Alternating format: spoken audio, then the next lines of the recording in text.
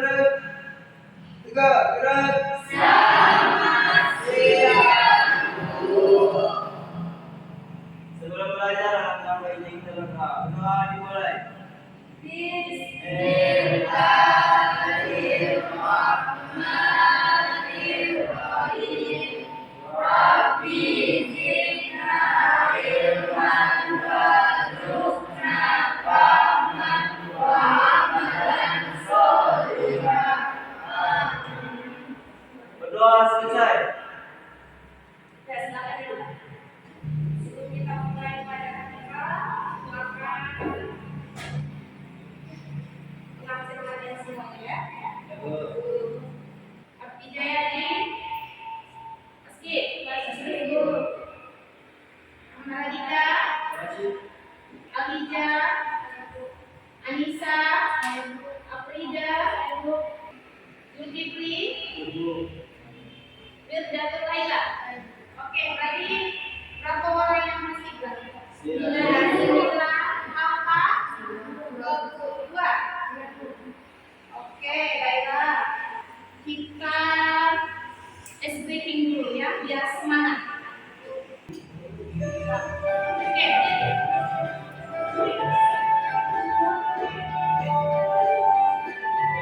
Tangannya naik.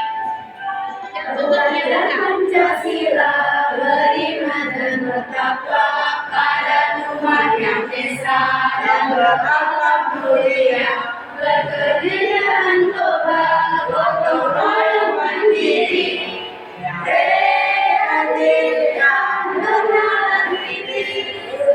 Pancasila beriman dan bertakwa pada Tuhan Yang Esa dan berakhlak mulia, berkegiatan tobat, gotong royong mandiri, kreatif dan bernalar kritis. Oke, tepuk tangan dulu. Oke, jadi sebelum kita memulai materi kita pada hari ini, ada yang bisa menyebutkan materi kita sebelumnya? Kalau nggak salah kemarin tentang keanekaragaman hayati, tingkat gen, spesies dan ekosistem. Oke, coba dulu. Ada yang bisa? Oke, berdiri. Afrida. Materi sebelumnya yaitu membahas tentang keanekaragaman hayati, tentang gen, spesies, dan ekosistem. Gen keanekaragaman gen merujuk pada variasi genetik yang ada di dalam suatu populasi. Semakin banyak variasi genetik, semakin banyak besar potensi adaptasi terhadap perubahan lingkungan. Keanekaragaman spesies melibatkan jumlah dan jenis spesies yang ada di suatu wilayah. Keanekaragaman spesies penting untuk menjaga keseimbangan ekosistem dan memberikan manfaat ekonomi, seperti sumber pangan dan obat-obatan. Keanekaragaman ekosistem merupakan variasi ekosistem yang ada di berbagai bagian dunia. Setiap ekosistem memiliki peran uniknya dalam mendukung kehidupan serta menyediakan layanan ekosistem, seperti penyediaan air bersih dan regulasi iklim. Jadi kita ini materi kita pada hari ini juga masih tentang keanekaragaman hayati, tetapi kita ambil tentang tumbuhan atau rantai dunia tumbuh-tumbuhan. Jadi seperti ini. Jadi sedikit ya untuk memotivasi pembelajaran kita atau materi kita pada hari ini tentang keanekaragaman hayati, tentang tumbuhan, ya, bahwasanya tumbuhan itu sangat penting bagi kehidupan, khususnya bagi kehidupan manusia. Jadi ada 10 manfaat penting bagi kehidupan dari tumbuh-tumbuhan. Jadi yang pertama itu menghasilkan oksigen. Oke, yang kedua sumber makanan. Jadi manfaat tumbuhan itu juga terbanyak dari sumber makanan. Yang ketiga, mengendalikan suhu. Contohnya seperti apa itu? Tumbuhan mengendalikan suhu.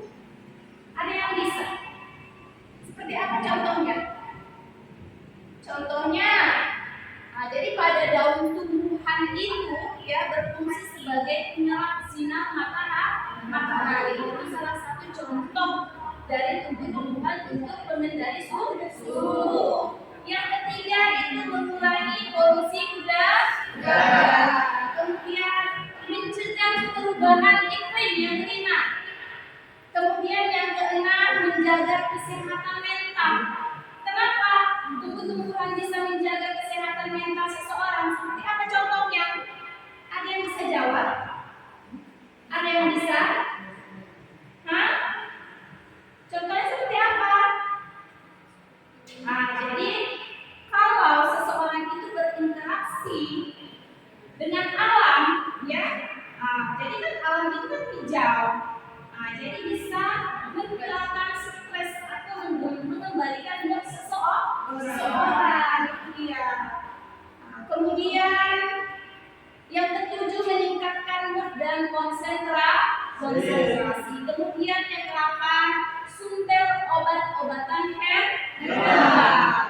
Yang ke-9 menjaga kualitas tanah. Ya, itu pentingnya tumbuh-tumbuhan. Kemudian yang terakhir atau 10 mengatur siklus air. Jadi itu ya manfaat dari tumbuh-tumbuhan.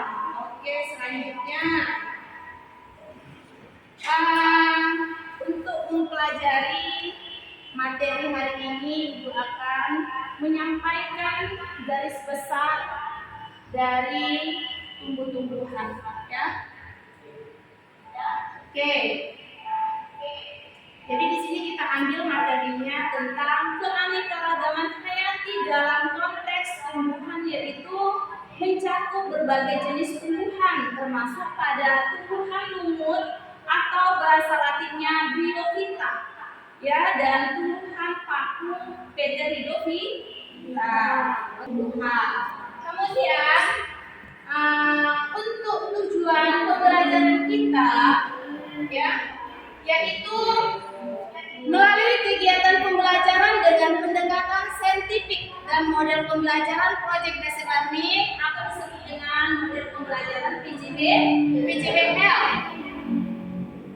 yaitu tentang tumbuhan. Peserta didik diharapkan mampu mengelompokkan tumbuhan ke dalam divisi berdasarkan ciri-ciri umum, serta mengkaitkan peranannya dalam kehidupan, serta mampu menyajikan laporan hasil pengamatan dan analisis genetik dan filogenetik tumbuhan serta peranannya dalam kehidupan dengan benar secara kreatif dan kritis sekaligus penuh tanggung jawab, teliti dan jujur. Jadi itu tujuan pembelajaran kita hari ini, ya. Oke. Jadi kalian itu harus kreatif. Ya, kreatif untuk pembelajaran model PJBL.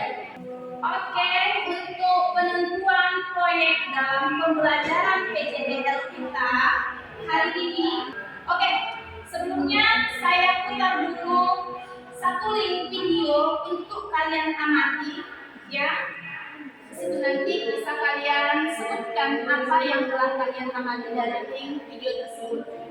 Asal dia tulis-tulisan kamu.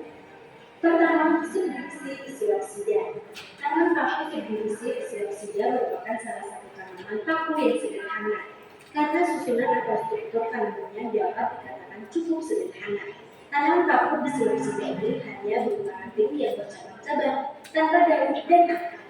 Kedua, paku Adudan. Tumbuhan paku ini menyukai tempat lembab yang ada di datar dan berbentuk seperti sisik. Anda dapat menemukan batang tumbuhan paku Adudan yang mirip dengan daun cemara, berlonggar, berbuku-buku, dan tegang. Ketiga, subdivisi Lycospida. Subdivisi Lycospida adalah tumbuhan paku heterospora yang menghasilkan dua jenis spora, yaitu Microspora dan Macrospora. Tumbuhan ini biasanya disebut juga paku kawat atau paku rambut karena memiliki daun yang sangat kecil. Keempat, subdivisi Sphaeroxida. Subdivisi Sphaeroxida adalah tumbuhan paku yang hidup di daerah tropis. Itulah informasi mengenai tanaman paku yang menarik, bukan? Apakah dari tanaman paku di rumah? Simak informasinya caranya di Akuisiti Indonesia. Oke, dari cuplikan video tersebut saya kasih 3 tambahan dari kalian yang bisa menyebutkan hasil dari cuplikan video tersebut. Boleh tuliskan.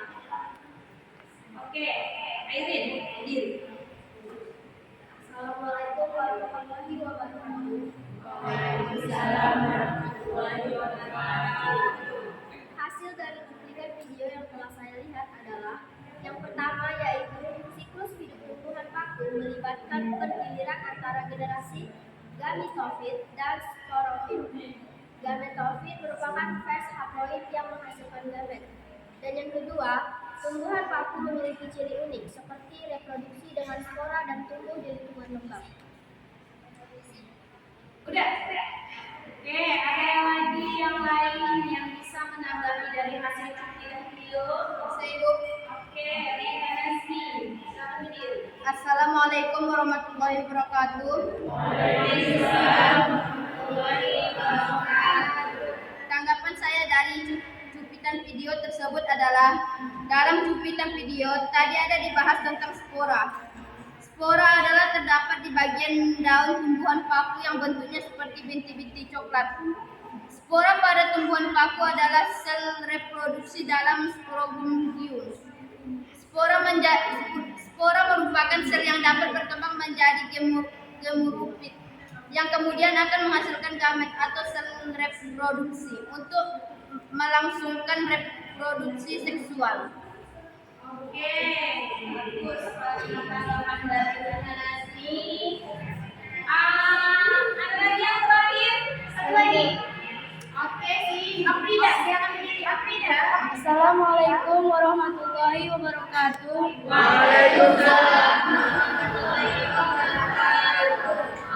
Tanggapan saya dari video yang ditampilkan adalah tumbuhan paku pakis adalah salah satu jenis tumbuhan yang termasuk dalam kelompok Psilocida. Ciri khasnya meliputi daun yang bersifat majemuk, tidak memiliki jaringan pengangkut dan memiliki struktur khusus yang disebut sporongium untuk produksi spora.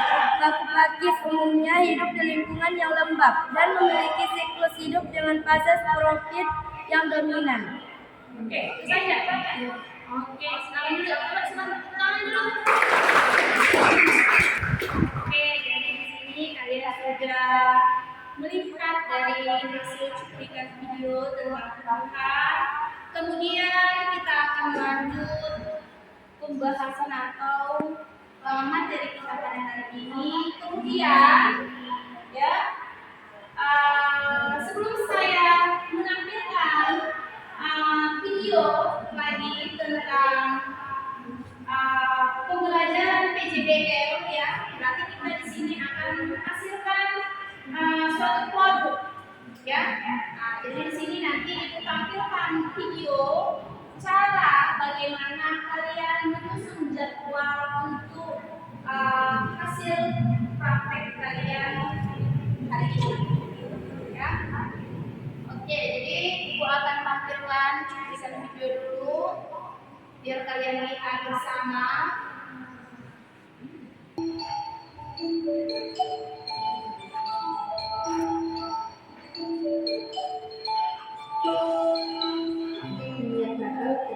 Diperhatikan cara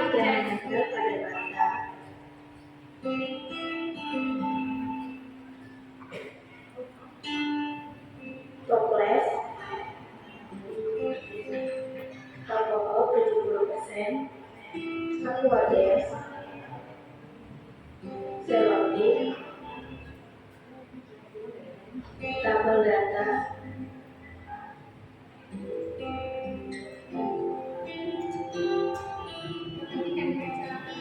niatkan toples dan isi dengan 1 gelas Aquades.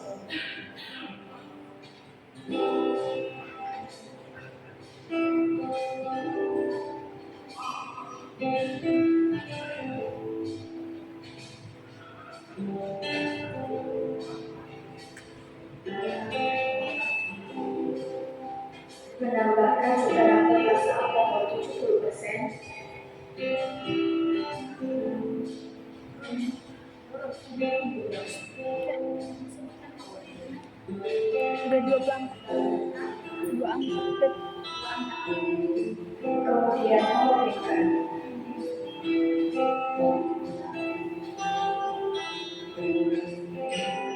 memasukkan spesimen ke dalam toples yang telah diisikan, selanjutnya Aquades dan alkohol.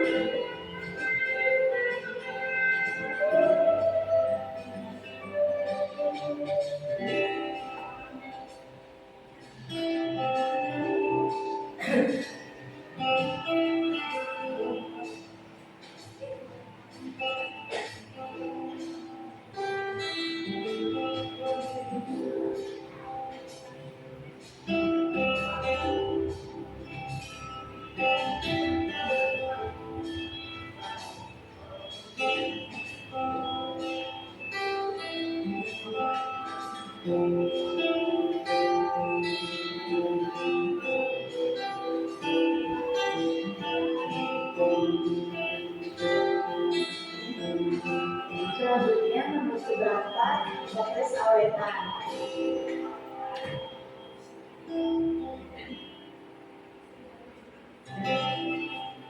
Terakhir, menempelkan tabel data pada toples awetan.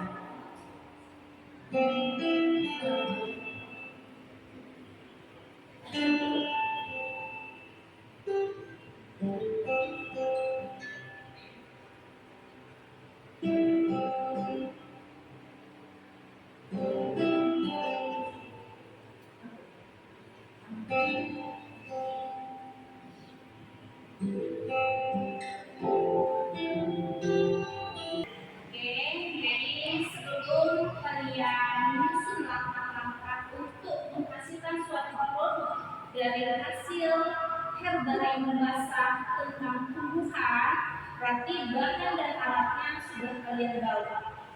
Sudah dibawa? Sudah. Oke, jadi sebelum kalian menyelesaikannya, buat kelompok dalam satu kelompok 5 orang. Coba susun bangku dan mejanya dengan rapi, seperti yang kemarin buat.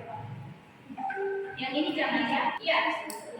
Nah, oke. Kemudian kalau sudah tersusun kelompoknya, mana apanya? Alkoholnya. Oke, mulai bekerja. Seperti apa caranya tadi yang ada di video yang ada di papasan ini kami kembali ya. Nah, jadi ini yang pertama itu tadi dibersihkan dulu tumbuhannya dari tanah-tanahnya. Bersihkan dulu seharusnya. Oke, jadi seperti ini. Kalian buat. Kemudian nanti ada dalam satu kelompok 2 orang untuk menyusun klasifikasi pada tumbuhan tersebut. Ya, oke, lanjutkan bekerja. Buat kelompoknya mana? Bisa.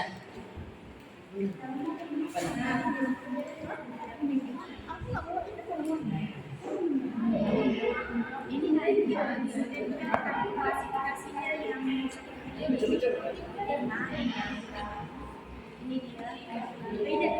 umur ini. Ada kelompok berapa? Ada kelompok 3. Ini kelompok 3 nah.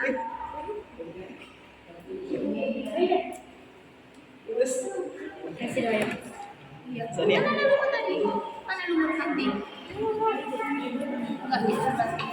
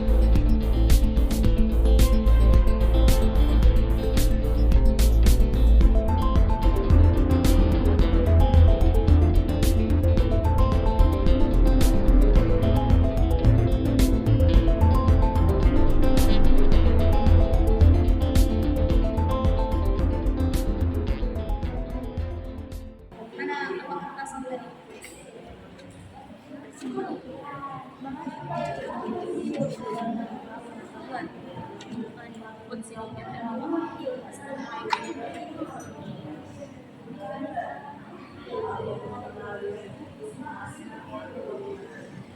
Kami dari kelompok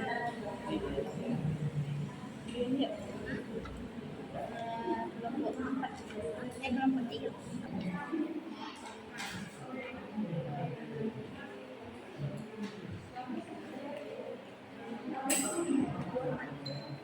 Oke, kalau sudah selesai, bisa kalian tampilkan hasil dari proyeknya masing-masing ke depan. Berkelompok. Kelompok 2 ke depan, 3 orang. Assalamualaikum warahmatullahi wabarakatuh. Waalaikumsalam. Kenalkan kami dari kelompok 2. Kami akan menunjukkan hasil proyek yang telah kami identifikasi. Kami di sini akan menunjukkan hasil yang telah kami identifikasi, yaitu urut daun. Urut daun atau priorita merupakan kelompok tumbuhan urut yang termasuk dalam kondisi prioritas. Urut daun merupakan tumbuhan kecil yang mempunyai batang sempit dan tubuhnya tegak. Urut ini tidak melekat pada substratnya, tetapi mempunyai rizoid yang melekat pada tempat tumbuhnya. Bentuk daunnya berupa lembaran yang tersusun spiral. Klasifikasi rumput daun tercakup beberapa tingkatan taksonomi, seperti yang pertama kerajaan atau kingdom. Plantel rumput daun termasuk ke dalam kerajaan atau kingdom. Yang kedua divisi. Biota ini adalah divisi tumbuhan tempat rumput daun diklasifikasikan. Yang ketiga, kelas. Biopsia kelas ini mencakup sebagian besar rumput daun yang umum. Yang keempat, ordo.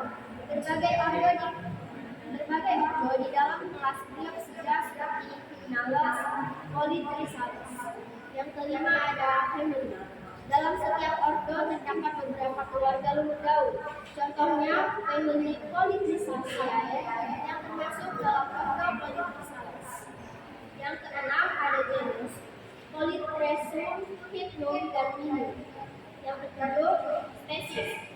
Pada tingkatan terendah, rumput daun dapat diklasifikasikan sebagai spesies berbeda, misalnya Polytreum, Tom. Baik, di sini kami akan membuka sesi latihan. Apakah ada yang ingin bertanya?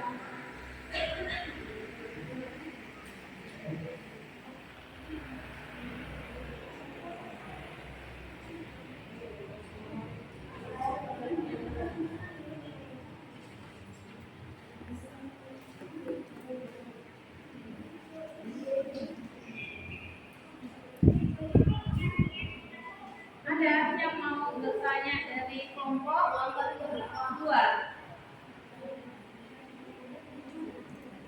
Kelompok 2. Oke. Depan tanya. Assalamualaikum warahmatullahi wabarakatuh. Saya dari kelompok 3 ingin bertanya kepada kelompok 2. Bagaimana cara berkembang biak tumbuhan lumut? Untuk menjawab pertanyaan tersebut, saya akan berikan kepada teman saya berikutnya. Caranya adalah cara lumut berkembang biak, yaitu secara generatif dan vegetatif. Untuk reproduksi secara vegetatif terjadi dengan cara membentuk spora melalui pembuahan sel endospora pada kataspora atau sporozoa. Oke, sekian. Semoga bisa diterima jawaban yang telah kami bacakan. Kami akhiri dengan Assalamualaikum warahmatullahi wabarakatuh.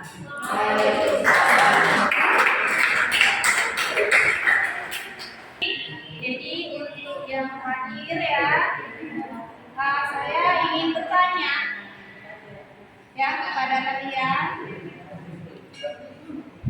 atau menceritakan seperti apa sebenarnya kesulitan ya yang kalian dapat dari pengerjaan hasil dari pembahasan tersebut. Seperti itu, kalau ada yang mau menjawabnya silakan. Oke, terima kasih. Assalamualaikum warahmatullahi wabarakatuh. Waalaikumsalam warahmatullahi wabarakatuh. Beberapa kesulitan yang mungkin dihadapi adalah melibatkan 1. Presepasi yang tepat. Kesalahan dalam proses pengawetan dalam mengakibatkan perubahan warna, struktur, atau bahkan kehilangan kreatistik penting. 2. Pengolahan ruang dan waktu. Herbarium bahasa memerlukan ruang penyimpanan yang memadai dan memelihara yang cermat. 3. Perawatan preventif. Mencegah pertumbuhan jamur, serangga, atau penyakit lain yang dapat merusak spesimen memerlukan perawatan preventif yang konsisten dan sering. Oke, gimana ya? Nah, di sini nih. Jadi untuk menarik kesimpulan dari hasil materi atau proyek yang telah kalian hasilkan, ya, apakah kalian merasa puas? Dapatnya kami sangat puas. Ya, Alasannya karena kami menjadi lebih paham manfaat pembelajaran tentang keanekaragaman tumbuhan dan klasifikasi-klasifikasi yang terdapat pada tumbuhan tersebut. Dan kami juga paham apa itu herbarium, khususnya herbarium basah, untuk menciptakan suatu produk dengan pengawetan pada tumbuhan. oke, terima kasih. Oke, baiklah. Jadi untuk mengakhiri materi atau pembelajaran kita hari ini, kalian bisa mengerjakan tugas kalian di rumah, ya. Ketua kelas berdoa dulu sebelum pulang. Ya, berat. Badan juga kita. Tangan gerak. Tegak, gerak. Selamat siang, Guru. Sebelum pulang, dalam rangka itu berdoa. Berdoa dimulai. Bismillahirrahmanirrahim. Alhamdulillahirabbil alamin. Berdoa selesai.